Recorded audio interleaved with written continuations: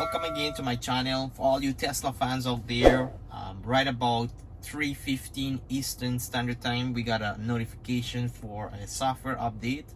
Software update version 2021.4.6. So I went ahead and installed the update. It takes about 25 minutes to download and install the update on the car. And what's included in the update, really all that it says here in the update release notes is this release contains minor bug fixes and improvement. So yes, still we don't have version 11, still we don't have bird's eye view and all this other stuff that we anticipate to get in the software release. What is pretty unusual is that now the version is 2021.4.6. The last update that we had was 2020.48.25. So definitely a new package software. I'm gonna look into what those minor fixes are and see if it's gonna enhance the drive experience. I wish they could give you a little bit more information there on what those minor fixes are, but they did not provide that in this update. I also find it kind of odd and unusual that on the release note it does have the arrows here, which tells me that you can toggle between the different slides of the update. However, there's nothing there that we have to review right now. So let's let me do some research on the internet and see what this version update really entails. This minor fixes that Tesla claim this update will apply to your car.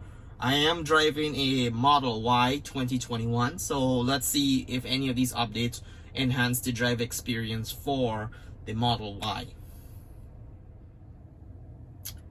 Alright guys, so I went on the Tesla website, read some forum to figure out what exactly are these minor fixes on the software update, and there is not much information that was shared.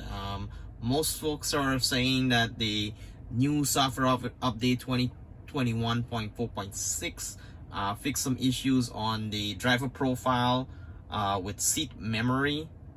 So I guess from previous version I didn't notice that issue, but with different drivers profiles saved on the car from the previous version of the software update to the new version, they had been some issues with the seat profile maintaining for those drivers. So that seemed to be one of the common I guess fixes. I'm guessing the other minor fixes are probably more internal, probably not such noticeable. There was no changes to autopilot. It pretty much kept the same, and in terms of charging and range, there was no changes specified around the charging and range. So very minor fix, very quick update, but I'm really happy that we got something. It's been a while since we had software update, and hopefully the next update, we will keep our fingers crossed, the next update is more exciting than the last couple updates that we've had. Alright guys, that's it for the video. Please like, subscribe, check out my other videos. I have a lot of accessories on Tesla that I've tested out.